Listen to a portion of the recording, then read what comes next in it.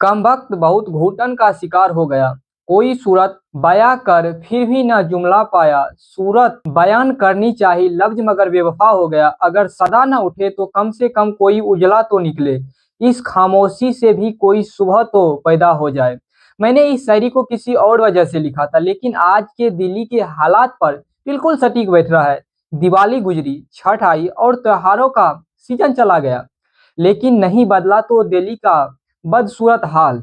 वही धुंध, वही घुटन और वही काला आसमान। सिर्फ इंसान ही नहीं बल्कि वे जवान भी अब हांफने लगे हैं। डॉक्टर चेतावनी दे रहे हैं, अगर जिंदा रहना है तो तुरंत दिल्ली छोड़ दो, क्योंकि हर सांस के साथ ऑक्सीजन नहीं बल्कि जहर शरीर में जा रहा है। और इस जहर के खिलाफ सड़क पर कैंपेन चलाई गई। सांस लूं या जी लूं, साफ हवा में सांस लेने का हक है सभी का, क्योंकि हर सांस के साथ ऑक्सीजन नहीं बल्कि जहर शरीर में जा रहा है। और इसी जहर के खिलाफ सड़क पर कैंपेन चलाई गई। सांस लूं या जी लूं, साफ हवा में सांस लेना हम सभी का अधिकार है, लेकिन हमें वो भी नहीं मिल रहा। राजधानी की हवा इतनी जहरीली हो चुकी है कि 1 नवंबर को दिल्ली की पहचान इंडिया गेट पूरी तरह से स्मोक की मोटी चादर में छुप गया था। मतलब रात के वक्त जब तमाम लाइट्स होती है तब उनमें भी दिखाई नहीं दे रहा था। सरकारी आंकड़े भले ही AQI 300 के करीब बता रहे हैं, लेकिन जो मंजर लोगों ने देखा है वो कहीं ज्यादा खौफनाक। लोगों ने सोशल मीडिया पर सवाल उठाए कि क्या सचमुच 300 AQI है या फिर हकीकत इनसे कहीं और ज्यादा भयानक। पॉल्यूशन कंट्रोल पर सरकार ने सभी वादे और दावे हवा हवाई साबित हुए। सबसे पहले बात उस प्रयोग की जिसने सबको हैरान कर दिया। दिल्ली सरकार ने AQI कानपुर के साथ मिलकर क्लाउड सीडिंग योजना शुरू की। 28 अक्टूबर को 2 बार ट्रायल हुआ, जिसका कुल खर्च करीब 2 करोड़ आया।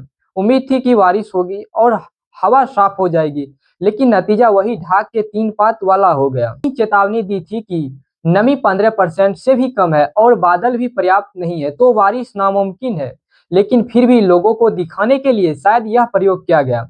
PM 2.5 में थोड़ी कमी आई, लेकिन कुछ ही घंटों बाद सब वापस पुरानी हालात में लौट गया।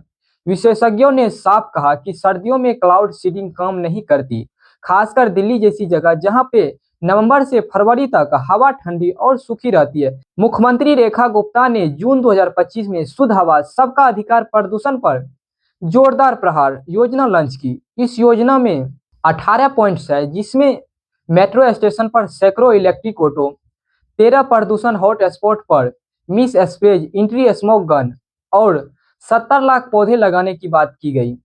नवंबर 2025 से BS3 कॉमर्शियल वाहनों पर दिल्ली में एंट्री पर रोक लगा दी गई है। ग्रेप 4 के तहत कंस्ट्रक्शन पर पूरी पाबंदी है। भारी वाहनों की एंट्री बंद। स्कूल में ऑनलाइन क्लासेज और दफ्तरों में 50% कर्मचारियों से घर से काम करने की सलाह दी गई। लेकिन प्रदूषण का स्तर फिर भी गंभीर श्रेणी में बना हुआ है। अब सवाल है कि क्या सिर्फ दिवाली के पटाखे या दिल्ली की गाड़ियां ही प्रदूषण बढ़ाती है? तो जवाब है बिल्कुल नहीं। इनका कारण पंजाब और हरियाणा के खेतों में जलाए जाने वाली पराली भी है। पंजाब में 1 नवंबर को एक ही दिन में 442 पराली जलाने के मामले दर्ज हुए, जो इस सीजन का सबसे बड़ा उछाल था। अब तक 2000 से ज्यादा मामले दर्ज हो चुके हैं, हालांकि यह पिछले कुछ सालों की तुलना में कम है। पराली जलाने से दिल्ली के PM 2.5 के स्तर में वृद्धि होती है, खासकर अक्टूबर से नवंबर के मध्य तक। हवा की दिशा जब पंजाब हरियाणा से दिल्ली की ओर होती है तब प्रदूषण बढ़ता है। और उधर डॉक्टर्स का कहना है कि अगर किसी को फेफड़े की बीमारी या दिल की समस्या है तो फौरन दिल्ली छोड़ दीजिए। पिछले 10 दिनों में सांस की बीमारियां के मरीजों की संख्या में तेजी से वृद्धि हुआ। इतना ही नहीं, जो मरीज पहले स्थिर थे और ऑक्सीजन की जरूरत उन्हें नहीं थी, उनकी हालात भी बिगड़ रही है। दिल्ली के अस्पतालों में सांस की तकलीफ, तेज खांसी और अस्थमा के मरीज की संख्या में 15 से 20% की बढ़ोतरी दर्ज की गई है। पिछले 2 दिनों में सांस फूलने, खांसी, गले में दर्द और आंखों में जलन की शिकायत लेकर आने वाले मरीजों की संख्या दोगुनी हो गई है।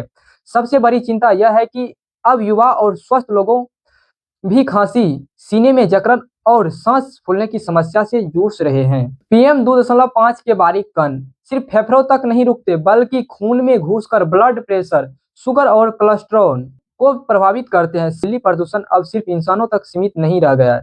पालतू कुत्ते और बिल्लियां भी जहरीली हवा की लपेट में आ गए हैं। $100 बिलियन यानी करीब 8 लाख करोड़ का बजट रखा गया और एक मजबूत प्रदूषण विरोधी रणनीति बनाई गई।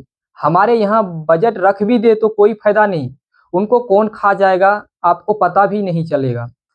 लेकिन उसके नतीजा यह हुआ कि चीन सरकार ने 2 साल के अंदर 2015 में द्वितीय विश्व युद्ध की 70वां वर्षगांठ पर बीजिंग का AQI 250 के अंदर आ गया था, जो पहले से। दिल्ली के एनिमल हॉस्पिटल में पिछले 2 सप्ताहों में जानवरों में सांस की बीमारियों के मामले 20 से 32% बढ़ गए हैं। यकीन करेंगे क्या आप इस बात पर?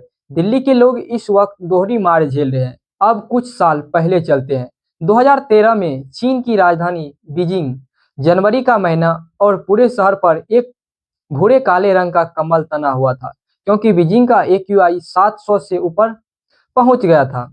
वर्ल्ड हेल्थ ऑर्गेनाइजेशन की गाइडलाइन से 22 गुना ज्यादा प्रदूषण, स्कूल बंद कर दिए गए, फ्लाइटें रद्द हुई, हाईवे बंद हो गए, अस्पतालों में मरीज की भीड़ लग गई।